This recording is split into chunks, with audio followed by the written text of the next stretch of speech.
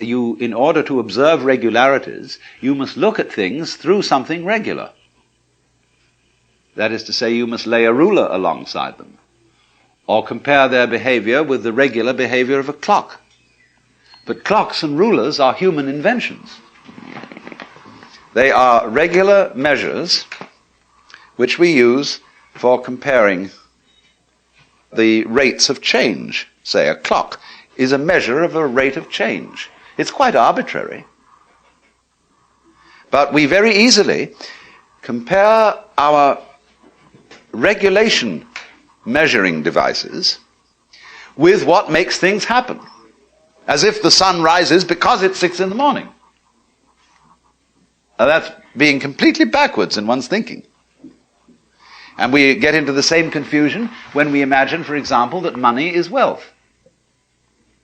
Here we have fantastic wealth, and we have the technological possibility of making everybody on earth the enjoyer of an independent income. We can't do it because people say, where's the money going to come from? Because they think money makes prosperity. It's the other way around. It's physical prosperity which has money as a way of measuring it. But people think money has to come from somewhere, like hydroelectric power or lumber or iron, and it doesn't. Money is something we invent, like inches.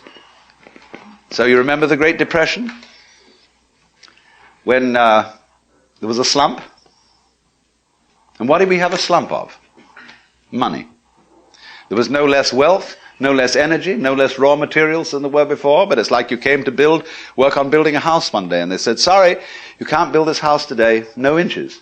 What do you mean no inches?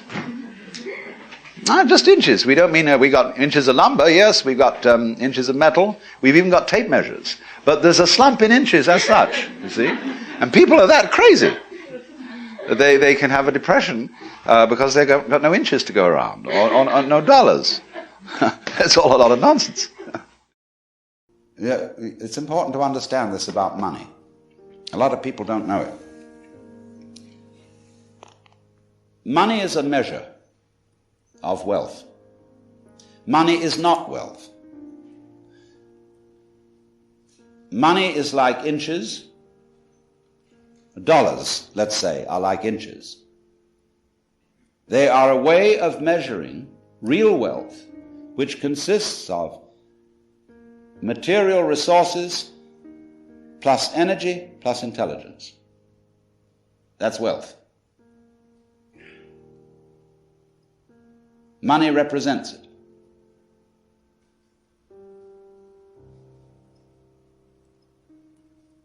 And so, therefore, we don't realize that as our wealth increases as a result of an expanded technology, we have to provide enough money to circulate it. In other words, we have to pay people for the work done on their behalf by machinery, because otherwise the manufacturer won't be able to move the goods off the shelf.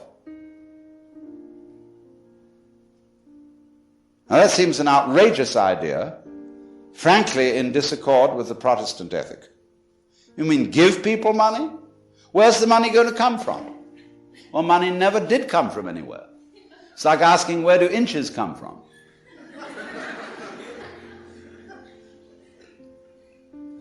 It's simply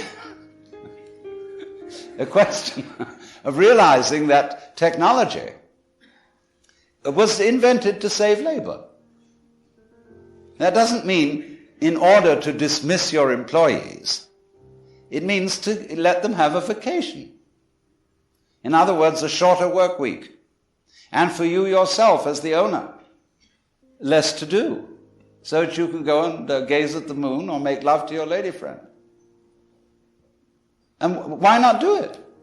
Well, everybody feels guilty about it. So they think, having archaic minds, when we didn't have this technology, that they got to go on behaving the same way as when machines didn't exist. But now we have them. But we won't use them, except in silly ways. Like, for example, rushing around everywhere in automobiles, polluting the air. You know, you don't really have to commute in most businesses if you have a telephone. Ever thought about that? You don't need an office. You don't need to go rushing around, exhausting yourself and getting absolutely furious in the traffic jams on the freeway. You know, we're all getting furious about things we can do nothing about. You know, we read the newspapers and look at TV and see the disasters occurring all over the world and feel upset and mad, and there's nothing we can do. Well, why waste your time? Pick up the telephone. It saves you the cost of a secretary, the fag of mailing stuff, sticking stamps on it, going down to the post office.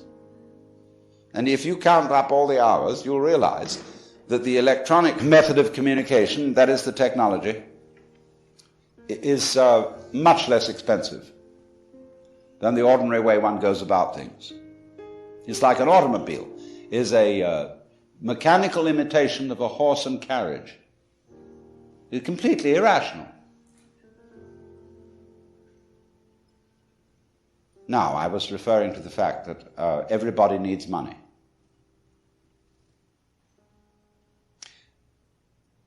And while this is the system, while this is the social consensus, everybody doesn't need money. But while it is the social consensus that that's what we all need, let's be frank about it. And not say, therefore, of the person whose interest is in higher things, whether it be academic, religious, or artistic, oh, you don't need money, because your satisfaction is surely in doing your work. The only people who need money are the people who are miserable at their work. Because they're there to make money. Let's drop the hypocrisy. The scholar, the artist, in this context where everybody has to have money to live, needs money just as much as everybody else and should be paid accordingly. This applies particularly to the teacher in the schools, or whatever. You know, people who are put down and saying, oh, you're a teacher, or you're a clergyman. You don't need money because you live on the spirit.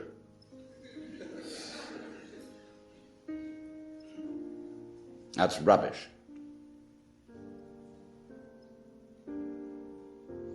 But we are living under conditions where money, as I have tried to explain, is not understood, where it is not seen for the fiction and the useful fiction which it is. And so what do? We have income tax, which is the most absurd system of accounting ever conceived.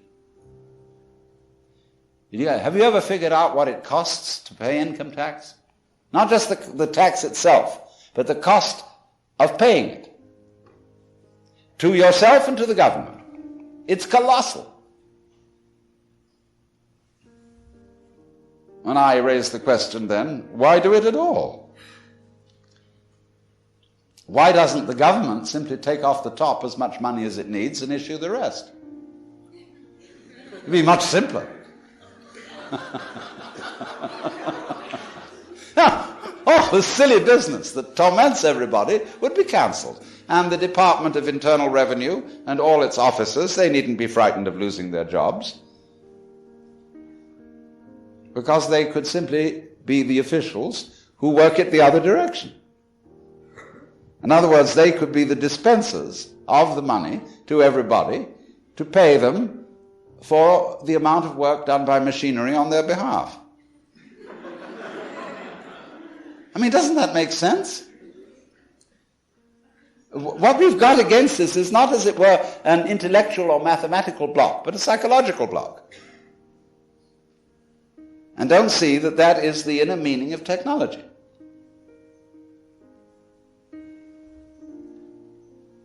To save labor.